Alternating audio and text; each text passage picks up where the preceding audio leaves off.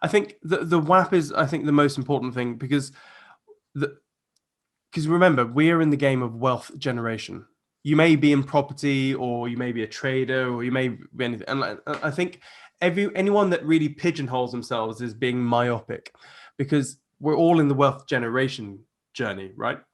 And you have to understand that as an investor, you need to first of all understand you have to use the correct weapon for the correct target and at the correct time. This is the How to Trade Stocks and Options podcast, brought to you by 10MinuteStockTrader.com, where we cover finance, stocks, options, entrepreneurship, education, and money. And here's your host, voted one of the top 100 people in finance, Christopher Ewell.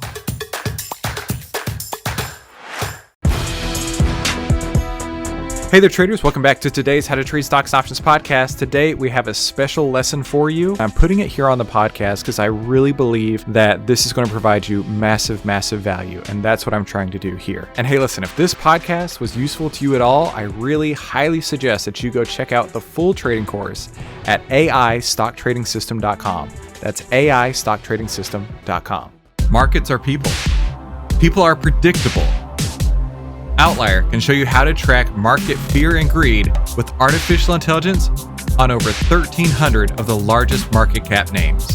Visit outlier.com to learn more. That's OVTLYR.com. They have a free pilot program for the rest of 2021, so you can get access to right now at OVTLYR.com. That's OVTLYR.com. Hey, make sure you subscribe and hit the bell so you'll be notified every time we give you more tools, tips, and tricks to help you trade faster and trade smarter every single week. Hey there, traders. Welcome back to today's How to Trade Stocks and Options podcast. We have a special guest coming on the line today, Siam Kidd. Now, Siam, his website is called thewap.org. We've had several people talk about the VWAP. Today, we're going to be talking about the WAP, the WAP.org. He also has a YouTube channel with tons of information out there. You can find that very easily by typing in Siam Kidd, SIAMKIDD, into the YouTube search bar. And Siam, hey, thanks so much for coming on the line today. I think we're going to learn a lot from you. Oh, well, thanks for having me. And I hope I can help. Yeah, absolutely. You know, Siam and I were talking before we got started here about that Elon Musk poster behind him. And I'm such an Elon fan. I think he is this generation's. It's so funny. He's holding the Doge dog, right? Yeah. And like Christ. And I think we're just getting starting with him. I think that he's amazing. He's going to be this generation's Henry Ford and everything like that. But before we talk about Henry Ford and where that's going, tell us a little bit about Siam Kidd. I'm just a normal bloke with distinctly average qualities and skills. So from the age of like 5, I always wanted to be an Air Force pilot. And I basically became obsessed with flying and joining the Air Force. And I managed to do all sorts of scholarships. So even though I'm not clever academically, I managed to scrape through school and then end up as a Royal Air Force pilot. I was only in for about 7 years. So from 18 till 25. But that was fun. I flew all over the world, loved it. But the thing is, I was always balancing my Air Force career with trading, and that was horrendous. So it's a bit like a seesaw. My flying was great, my trading was bad, and then as my trading improved, my flying got worse. And yeah, it was horrendous. Like the first year of trading, I lost about 100k, and then over the next 4 years, I just carried on losing. I had this, I was really reckless with not only on the markets, but also just money management full stop, because I had this stupid system. I would take home about £2,200 per month. That's my Air Force salary. Mm-hmm. I would blow $2,000 a month on the markets and then £200 a month on partying and booze. So every month, that was all I would do. And everyone said, oh, Siam, yeah, he's that pilot with gambling addict. Yeah, pretty much, because I'd have these massive wins, massive losses, and that yo-yo equity curve is just not healthy for your bank balance and also for your head. That's why I probably can't see, I've got some gray hairs, and that's because of the early years of trading. So yeah, that's super interesting. Every successful trader that I've talked to at this point, I maybe not every, most 70% plus start out exactly the same way. it's they spend the first 4, 5, 6 years just figuring out every way to lose money, myself included. Yeah, I blew up my account exactly. twice, man. I get it. And then at some point, Oh, they're like, rookie numbers, mate. You got to get those numbers up. you have to. I call it your Wall Street tuition, right? If you're going to go to Yeah. school to learn to be a doctor or a lawyer or whatever, you're going to pay tuition to do that. And in the markets, I mean, that's what you're doing when you're losing the money in the first few years. And it Yeah. definitely can mess with your head, right? Yeah. I must have blown up probably 20 plus accounts in those years. It's ridiculous. Oh wow. So, I thought I yeah. messed up bad with two. Yeah. So you started trading in the Air Force. What happened at that point? Did you continue on trading and then you figured out your system while in the Air Force, or you left the Air Yeah. Force and then took a different turn? Well, I was getting better, but a lot slower because back then we didn't have Google. I think it was Alta Vista that I was using, to do some research, and the internet wasn't that big back in the day. So I had to basically teach myself. And the first time I blew my account, it took a day, 2 grand gone. Oh, Oh shithole. yeah. Literally, I didn't I lost concept that at everything. first. You said you blew up your account in one day. The opening Oh, day. oh, I remember it took like 2 or 3 days to get the money into the account, and then I blew it by the end of that night. how did you And do then I had that? to wait a whole month.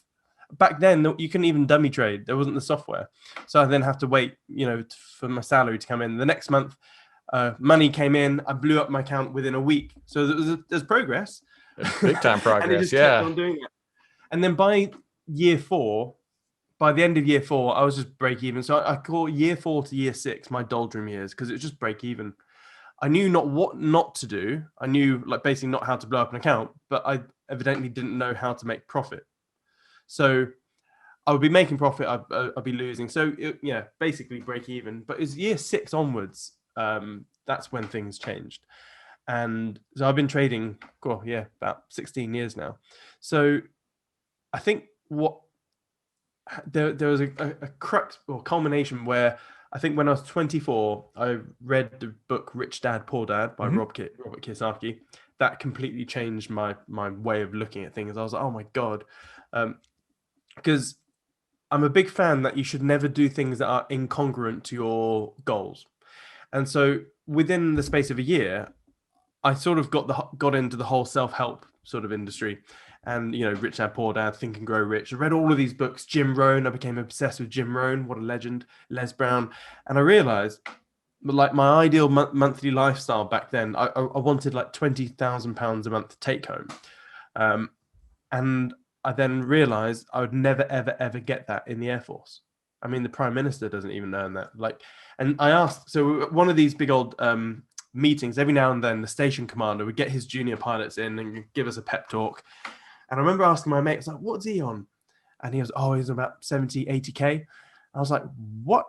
I've got to work another 30 odd years to potentially be in his position and make 70 to 80,000 pounds sterling, a year. And I was like, I need that, per quarter. And I Mhm. realized I had to bang out. I had to leave the Air Force. And so left the Air Force, went to become a full-time trader.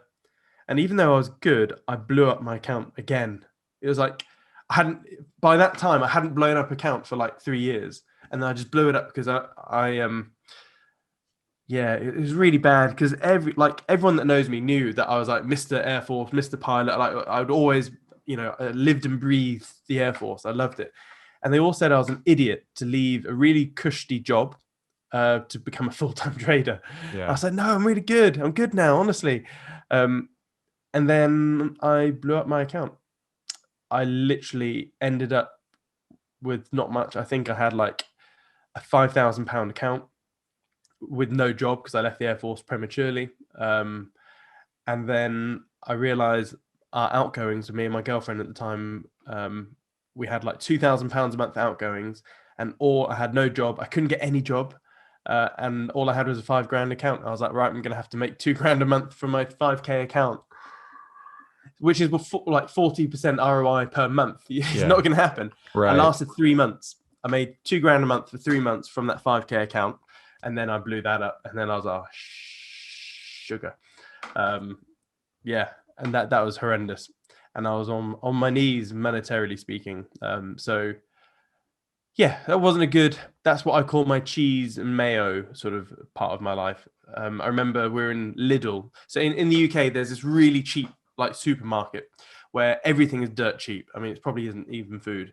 Um, Sorry, Lidl.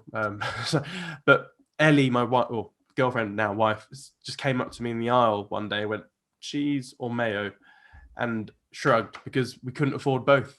In the end, we had to get, they were luxuries. We got rid of the cheese and mayo and I had to buy more rice and pasta.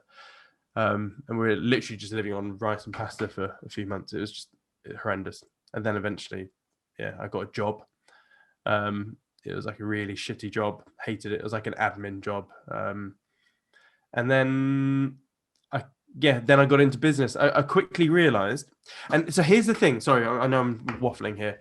The thing that changed my trading career around massively was when I didn't have to rely on my trading account to pay for bills. And up until that point, for the first, I don't know, 6, 7 years of trading, I thought, right, trading is an income generating activity when it isn't. It really isn't. And I realized, okay, I get it. Trading is an amplifier, but not an income generating activity. So I needed something that can generate income and also capital. And then I'd use my trading to simply amplify it. So if you're trading sensibly, you could either amplify your account 10 to 20% in a year or minus 10% if you had a really bad year. But you should never blow it. You should never blow up your account. You should never ever even have a 20% drawdown if your risk management is good enough. And so that's what got me into the whole world of business. And me being an idiot, I failed the first 4 businesses. I mean, they just never really took off. I think I went down the average road of like, right, I'm going to get into business. What are my skills? Nothing other than flying and trading. So I set up an aviation company that never took off. Excuse the pun. Like I did like helicopter wedding flights and private charter, and I did like a few jobs, but that didn't. Yeah, and then I set up a few other things. And then it was lucky business number 4 that took off, and then all of a sudden I had some spare capital. So I then just siphoned that capital over to my trading, and my trading just grew it nicely. That That's makes me in a sense. nutshell. Now let me ask you a question. Going back to your cheese and mayo story. I love that, by the way. I really appreciate you opening up and sharing, because That's like all right. that's what makes it, that's what makes character, right? I mean, you had tons of character coming through the Air Force and all the struggles and everything that you learned along the ways. But when you have to face the challenge, between like which one of these luxury items, we're not talking Lambo or Ferrari, we're talking cheese and mayo, right? Yeah. There's a great book by Damon John, the one of the guys from Shark Tank. I don't know if you know Shark Tank, the Okay. FUBU guy from Shark Tank. Okay. Um, it's called The Power of Broke, and he talks about several different case studies where it's like this person had no choice but to be successful. It's like Tony Yeah, Robbins exactly. says, you burn the ships. So I want to ask you, when you were going through that time, were you still following along with your Les Browns, with your Jim Rohns, or was that something you did before and kind of hung it up and went on your I way? still was. Yeah, like by that point, I'd listened to everything, like every self-help book you could think of. But I think every now, probably every 2 years, I probably re-listen to the same 10 books or so, and it tends to be Jim Rohn, Les Brown, all that sort of stuff. Sorry, all my dog goes nuts. The Yeah, so that sort of kept. No, I use that for motivation because like one thing that really gets me is when people say, "Oh, money doesn't make you happy." Anyone that says money doesn't make you happy have never had money. I've been unhappy and poor and unhappy and rich, and I promise you now, being unhappy and rich is way better. Oh yeah. Like I used to have this really arrogant saying. This is when I was, a bit more cocky. When in my younger years, I was like, I'd rather cry in my Aston than my Astra. Because in the past I had a Vauxhall Astra, which is a heap of shit, Yeah. and I've had a string of Astons, and I analyze my past, and every time I've had unhappiness when rich compared to poor, I mean, it doesn't even compare. Like when you're rich and you're unhappy, you have all of your luxuries. You have hot water, you have food, you have shelter, you have clothes, you have transportation, you have all of the things you take for granted. You've got Netflix for hell, Pete's sake. when you're poor and like I really like I had to get really meticulous about our food. As I said, pasta and rice. I worked out that I could only afford to spend like something like 10 pence a meal. And in the end, the most luxurious meal I had was Marmite pasta. So you'd get pasta, heat some butter in and some Marmite in it, and then you have, yeah, it's nice. And we worked out like, yeah, that'll be 6p a meal, and that'll keep us going for a long time. But yeah, it's sorry, I've completely forgotten your question. No, it's all good. Yeah, Let me ask you this. So one of the things that I do, I wake up super early. I'm a morning person. And I start my day with what Tony Robbins would call the hour of power. And I go for a walk. And on that walk, I go and I listen to either Les Brown or Jim Rohn or Tony Robbins or Bob Proctor. I mean, I have a list of people. And when I finish one disc or whatever, I go to the next person and kind of just cycle through there. So I kind of consider Jim Rohn like my grandpa, right? He's sitting there with his delivery. You know what I mean? What is it? He's like, of course, and things like that. Yeah. So yeah, I think hearing that sort of positive self-talk over and over and over is so critical, because your mind can always find the faults, can always find the worst, but when you can get the positive self-talk going at all times, I think that totally changes your day and your outlook. And so that's why I begin my day that way. Yeah. So do you still continue on with these guys? No, I don't. It's been like, I'll probably read the same bunch of books every couple of years, but I don't do any of the self-help stuff anymore. Like at worst, well, not worst, but probably once a year I may listen to a Les Brown video when things are a bit bad. But I don't know. I think I've conditioned my brain to be just eternally I call it positive and optimistic. So I'm just, like these days in fact, let's start again. I treat life like a video game. So I'm a gamer. I'm a typical millennial. I love video games. I've been gaming. What's your favorite game? At the moment, Age of Empires. Shut up. No, I am neck deep in Age of Empires 3. I never stop playing it at all times. No way. Yeah. Every night from 10 p.m. till about 1 a.m. in the morning, I play AoE online. It's Age of Empires 2 Definitive Edition. I don't understand, but people love 2. Like that's the one to go to. Yeah, that's where all the online community's at anyway. That is so funny you say that, because like I have just jumped all the way in. I will go hours and hours playing it and look up and be like, oh, I should probably stop now. I have a life with kids. I need to do other things. How funny. Yeah, every night I've got a whole bunch of friends. I created this thing called Geek Club. It's free, just basically people that, like Age of Empires, and every night, there's at least 4 of us on, give each other some shit banter and scout rush them. Yeah. Wow, anyway. How funny. That okay. Super off topic. I'm sorry, but I was like, I cannot believe that this guy plays the same games that I do. Yeah, I used to play it when I was like 13 years old. Yeah. Yeah, I used to play it in college. I got introduced to it with Age of Mythology, and my roommate and I, we'd sit on opposite ends of the room battling each other. Right? We'd be screaming words at each other, getting it. Yeah. Nice. That's awesome. All right. So you treat life like a video game. You're out there. You got your villagers farming. You've got your villagers mining gold. You got your villagers cutting down trees. If no one listening has played Age of Empires, then they wouldn't get that. Sorry, you won't get this. Yeah, the more town centers you have, the more villages you can pop out, hence the more gold miners. Like there's so many Age of Empire. In fact, it's a bit cheesy. On YouTube, I made an hour video of all of the Age of Empire lessons that you can learn in real life. Did you really? I got to go check that out. Oh, wait, is it on your channel? Yeah, I'll just I'm typing it in right now. Siam Kid, Age of Empires. Dadgum, Siam. You and I just became best friends. From the game Age of Empires 2. Here we go. I'll share the link. Yeah. How funny. Oh, that's great. We got to be sure to drop that in the description so we can share that with everyone.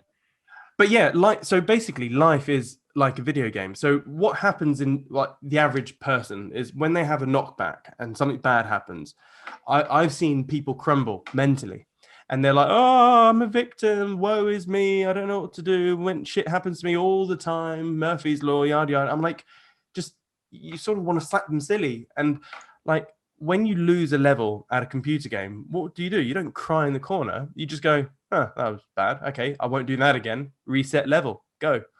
And so now in life, whenever I have a knockback, I just think, right, this is the boss time. I need to beat the boss before I can get to the next level.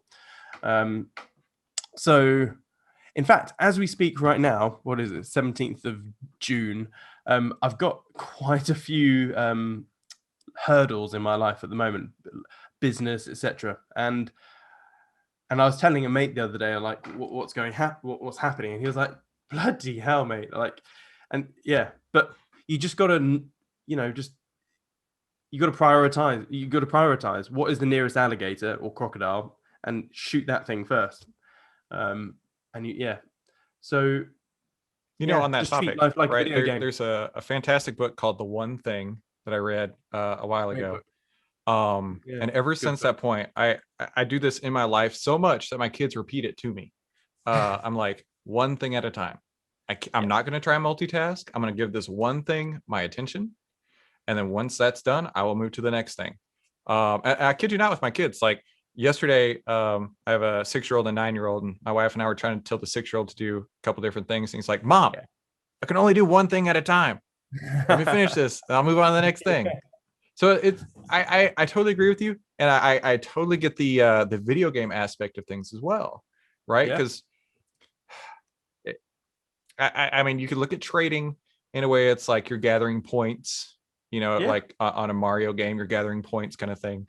That's one of the ways I look at it. But also, and we're getting really deep, really off topic here, but I super believe in like a simulation theory, right? Where we're spiritual beings trapped in this physical body. This is super not on topic for the podcast whatsoever, but that's where we're going today. And you could totally feel it, like if it's like the movie Avatar or something like that, where you're transported into this realm. I mean, you could even look at it in a spiritual realm, right? Imagine you're Christian, not saying anybody needs to be anything, but imagine you're Christian, your heavenly, spirit comes and fills this meat suit, if you want to think of it that way. You move the meat suit around for a while, and then you depart the meat suit. And it's kind of like playing a video game, right? You're jumping into Mario, playing Mario for a while, and then you're jumping out of Mario. Yeah.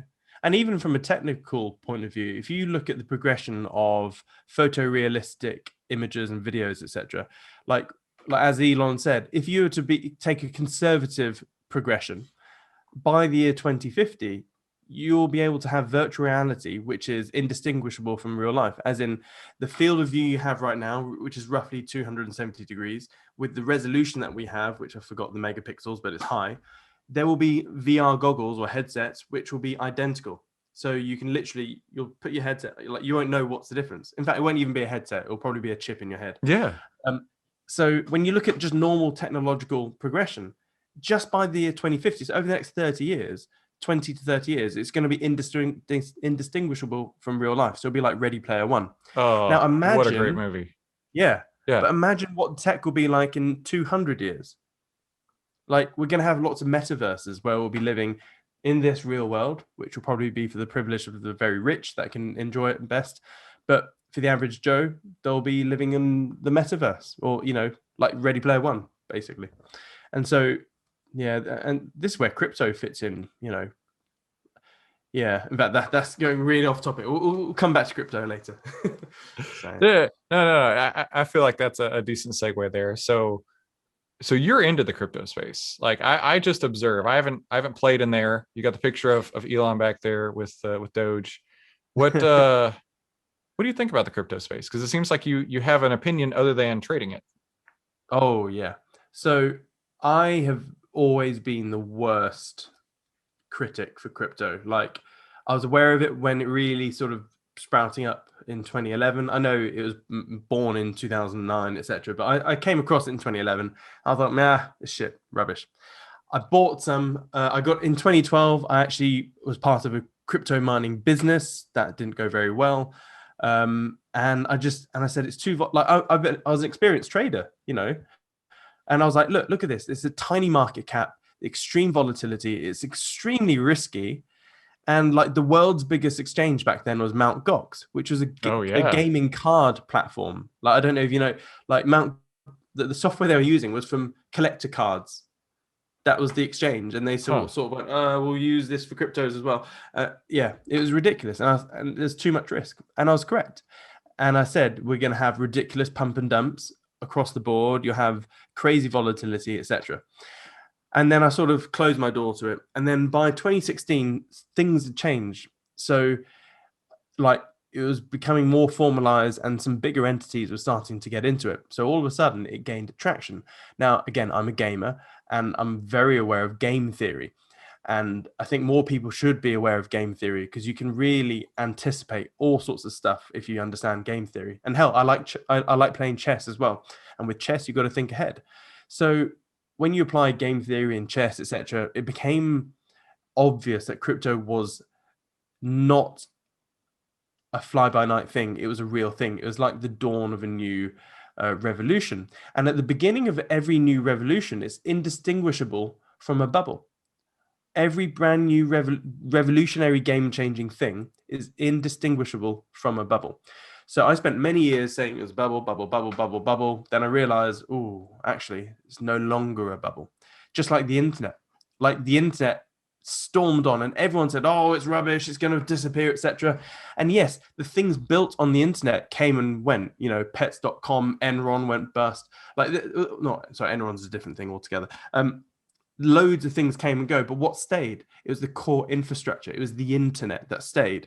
It was like discovering a brand new land. It was like the Europeans discovering the United States for the first time.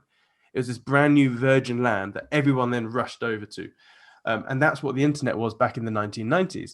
So the overall, and so that was basically one of the best inventions in history, because one, it was the real value behind it was network effect. And it was an internet of data. So, well, the internet was basically a network of data dissemination and transference, which is huge. So fast forward a little bit to now, we have the dawn of a brand new revolution. We have the internet, which is the internet of data. And we now have crypto, which is the internet of not only data, but also wealth. So it's the internet of wealth and wealth transfer, let's say. And so it's a brand new virgin land that's been discovered, and there's going to be a huge migration over to crypto. And Bitcoin has gone through different forms, so to speak. So its first little stage, oh, it's going to be the new global money, etc. Everyone quickly realized Bitcoin is not supposed to be a currency. So, oh, okay. And so now, after all these variations, the thing that people are sort of pinning Bitcoin on at the moment is it's digital gold. It has all the pros of gold, not many of the cons. It's way more liquid. It's just better than gold. And so a lot of the play these days is people thinking, oh, okay, gold has a market cap of $10 trillion. Bitcoin's likely to get up there. I mean, it was over $1 trillion market cap on its own. It's now what, 700 billion. And it's highly likely that, yeah, it will easily hit gold's market cap of $10 trillion. But it's more than that. It really is more than that. So you have to look at things from the biggest picture. So I have a weird mental exercise. So everything in my life, anything that's new to me or anything I don't understand, I imagine I'm an alien visiting Earth for the first time. And I go, and so being an alien, you're not stupid. So you're going to look at everything objectively, not subjectively, objectively. And you have no biases, no cognitive biases whatsoever. So you're like, okay, look at all these silly monkeys with, doing what we do. And so I then started looking, so when you look at economics or money, view from this alien mindset, you go, okay, so all of these little monkeys down on Earth are playing with bits of, ones and zeros and paper. Okay, well, and they have this thing called wealth, and they like wealth, all that sort of stuff. So if I wanted to get wealthy, what do I do from the biggest macro point of view? You need to store your wealth in something that is hard money. Well, I'll talk about that in a second. And you need to spend stuff in a form which is, I guess, not hard, but runny, let's say. So what this means is if you take the US dollar, and it's the same, the UK pound, whatever, let's take the dollar. The dollar is the biggest shitcoin on the planet. It's one node. It's an unlimited max supply, an unlimited amount of inflows. I mean, hell, Biden's just trying to get 6 trillion printed through. It's nuts. And so what all you know for a fact, especially if you look at the 100-year value chart of the US dollar, since 1913, it's lost 99% of its value. Same as the pound, same as pretty every fiat currency out there. And so you know for a fact that it can only decrease in value.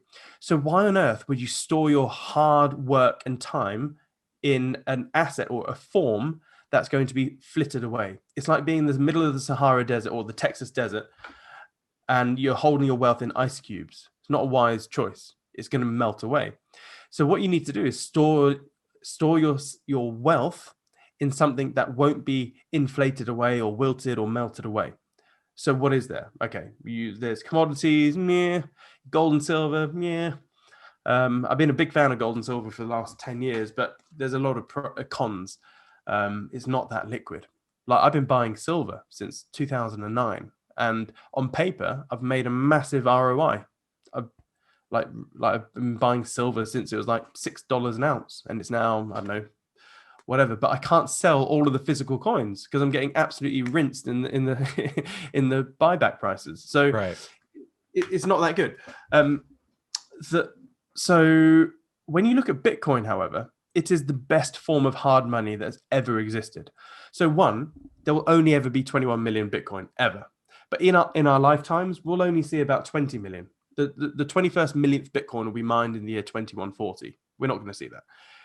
So 95% of all the Bitcoin that's ever made and that will ever be out there is in the market right now. Okay, so let's call it 20. Well, at the moment, the circulating supply is about 18.7 million, something like that. But then you look at all the Bitcoin that's been lost. So that's irretrievable. I mean, I lost 15 Bitcoin back in 2017 just by sending it to the wrong address, which is horrendous. Oh, wow. So the reports are that there's roughly 2 to 4 million Bitcoin that have been lost. You then have all of the Bitcoin that is held up by the strong hands, so miners, big funds, etc. So really, when you look at the circulating supply, there's only, call it 10 million Bitcoin out there.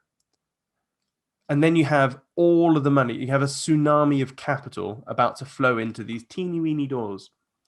So we'll easily see $1 million Bitcoin by 2026, and I think at least $10 million by 2030.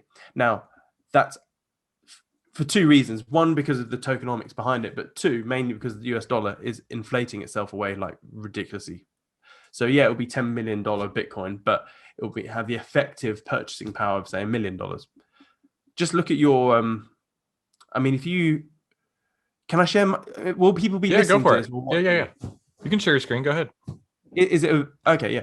So if you I'll share my screen. Here we go. Sorry about the messy desktop.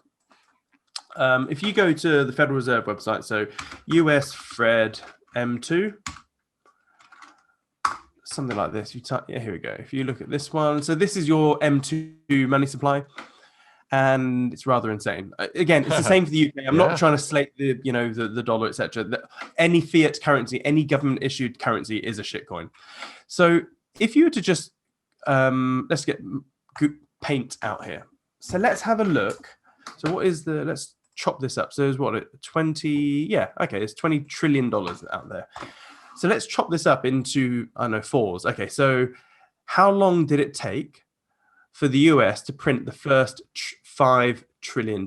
Okay, so the first $5 trillion comes to this level here. So 2001. Okay, so from the beginning of the US till 2001. So when was, I think, 1776. Yeah. We left you guys. Check me out. I'm a Brit that knows your birthday. I can't do the maths though, so it's ironic. I'm a pilot, but I don't know maths. 2001 minus 1776, So it's taken 225 years to get your first $5 trillion. Okay. Well, let's look at the next 5 trillion. So from 5 trillion to 10, where does 10 take us? 2012. I'm being very rough here, but you get the gist. So 2012 to get the next 5 trillion. Well, I can do that math. That's 11 years. What about the next 5 trillion? So it goes from 10 trillion up to 15 trillion. That takes us 2019, end of 2019. So 2019. So what is that? 7 years. And what about the next 5? Well, then that takes us to now, 2021. We're literally, as of April, $20 trillion. So 2 years. Well, doesn't this tell you a bit of a picture here?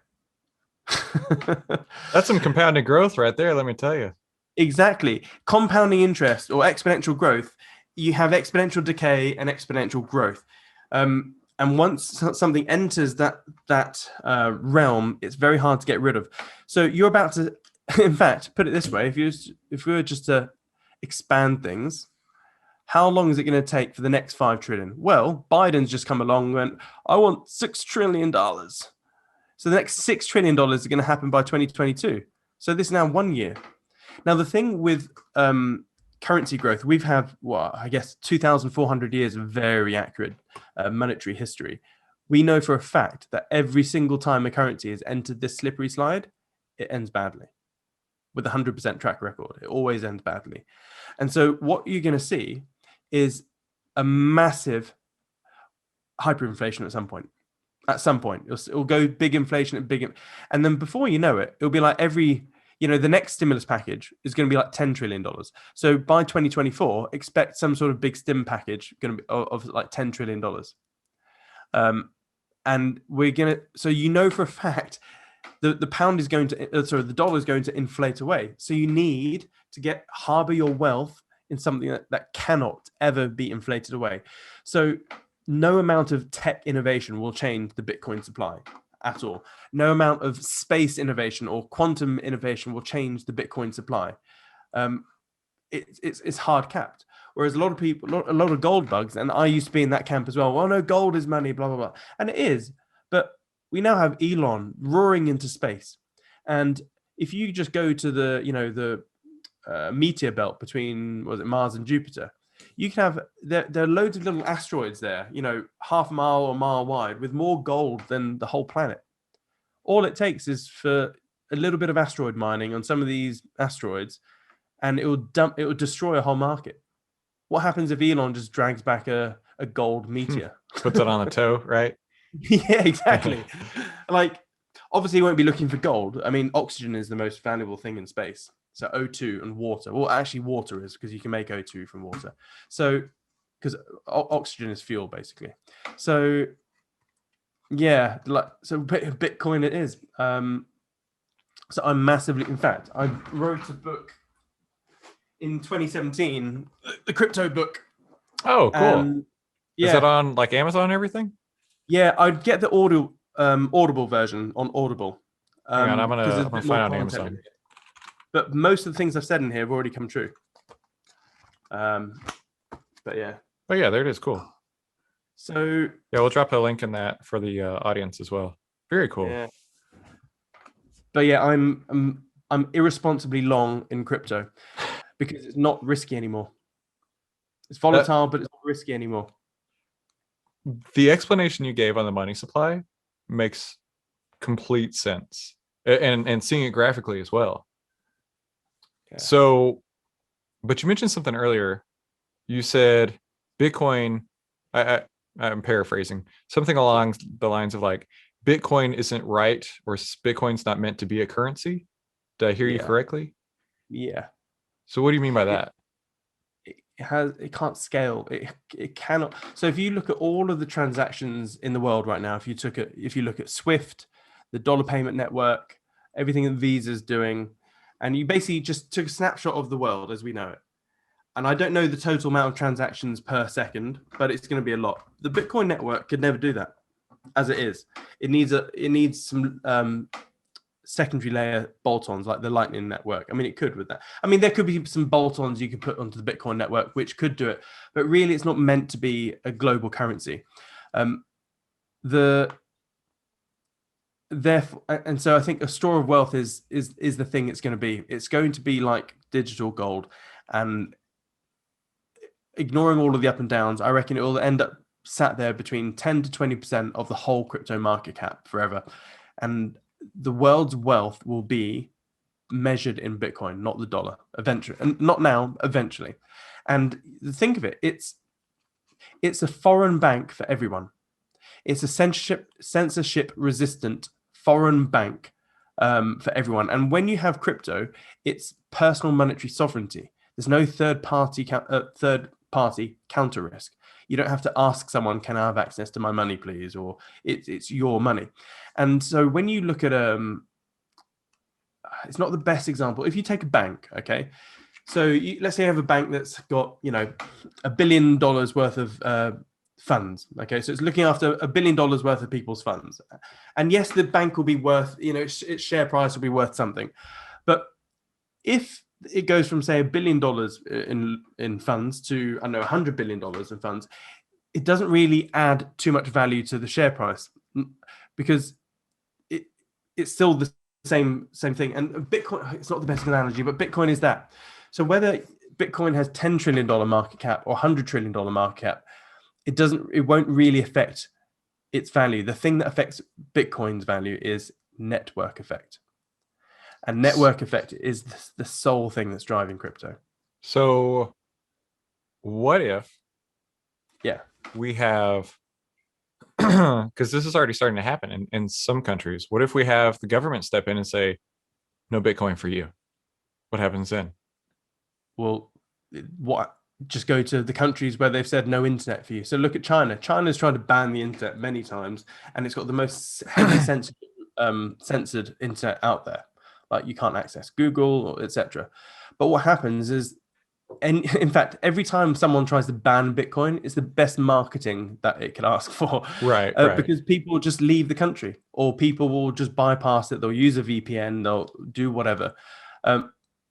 Ultimately, they will ban it, by the way. There will be more countries go, oh, we banned Bitcoin or whatever. But you can't stop it, because the network effect. The reason Facebook's so valuable is because it got like 2 billion people. If it were to lose half of its people, then its value crashes. Right. And the easiest way to understand network effect is you have to look at it as nodes. So if you go back to the fax machine, and the guy that has invented the fax machine and goes, I've got a fax machine. What's it worth? It's nothing. You can't talk to anyone. So you get 2 fax machines. So all of a sudden you've got 2 nodes here. And so these 2 people can talk to each other. So there's some value. There's real utility value there. Now you add a third node. There's more value. And then before you know it, you've got a whole bunch of people that can have a fax machine. And if you connect all of the different lines to all of the different nodes, you end up with an exponential growth in the amount of lines of communication. And so when you look at like Bitcoin, it's got 1 million wallets now. So there's roughly 1 million users for Bitcoin on a planet of 7.7 billion people. And that's growing fast. All you need to look at is the on-chain data, and you can see the amount of wallets and new wallets growth. It's constant. And the more users it gets, the more valuable it will get. And also, don't forget, the Bitcoin supply is disinflationary, or it's deflationary compared to the dollar. So can I share one more thing? Yeah, go for it. Sorry. I won't go into too much depth, but stock to flow is something which I've been a fan of for a long time, because they've used the stock to flow model for commodities for hundreds of years. And stock to flow for Bitcoin is the only thing that has been consistently accurate. And basically every 4 years, Bitcoin has this halving, and the supply of Bitcoin halves every 10 minutes.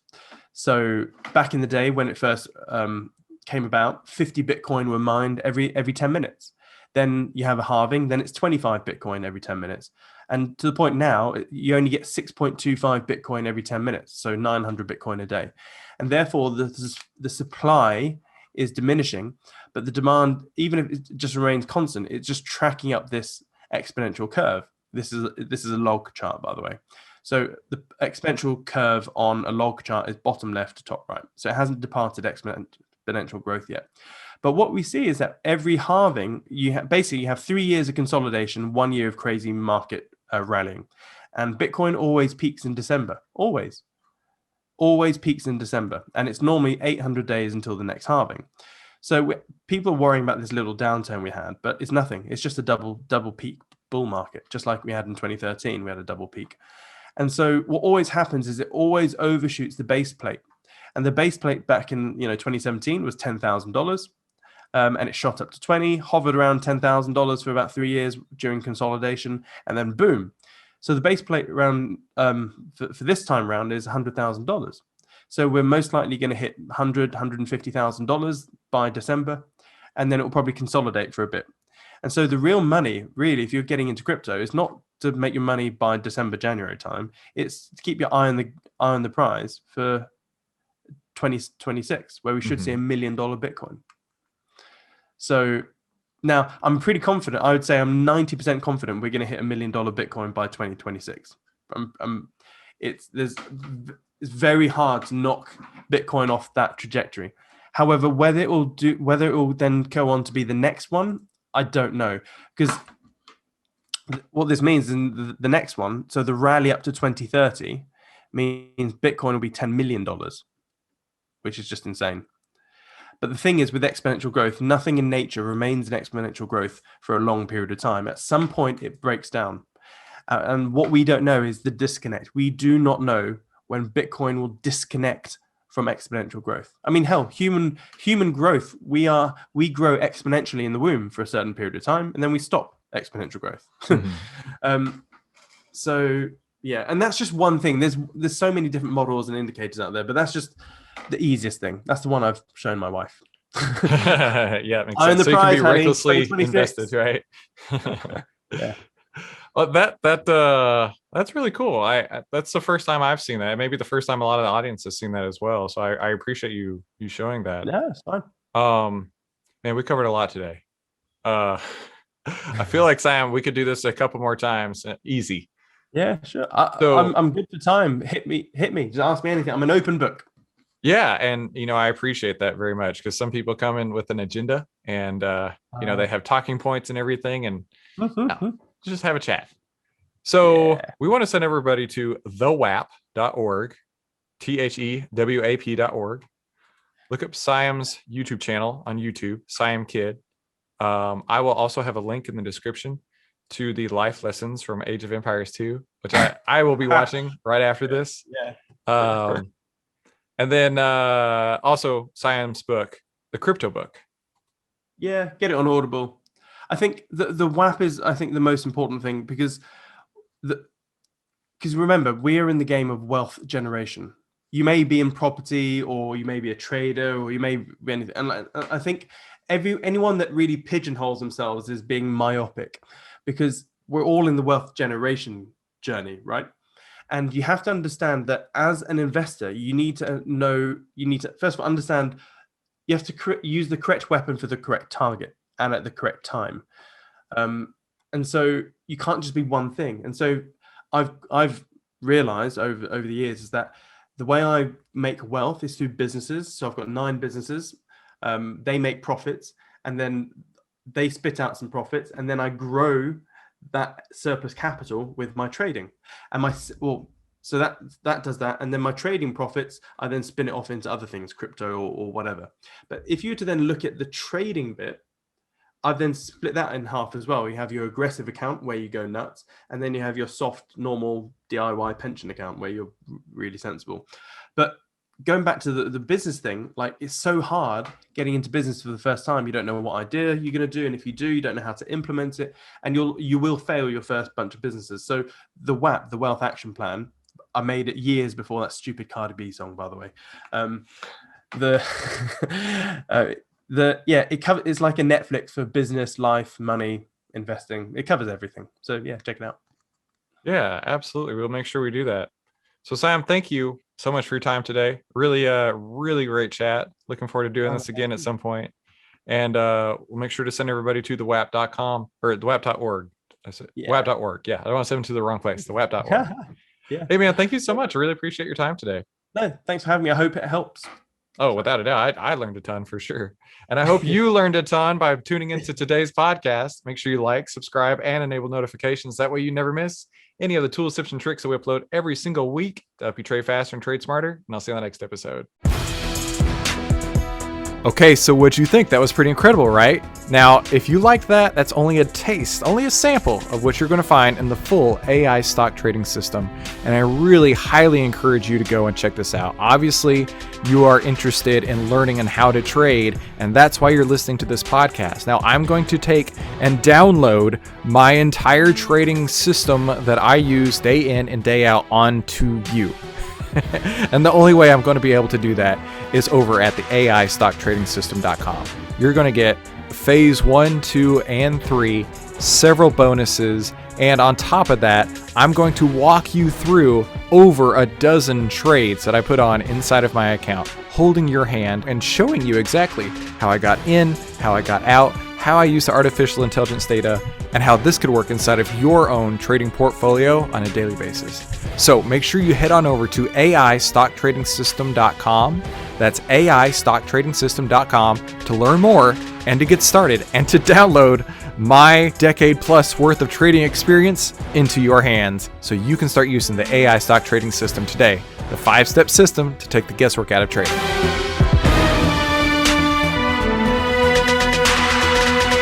Hey, if you like this video, let me know by leaving me a like below, and then subscribe and share it with somebody you think could use it as well. Be sure to comment below with your biggest takeaway from this episode and any suggestions you have for future episodes. And finally, make sure you watch these other videos to help you trade faster and trade smarter, and I'll see you on the next episode.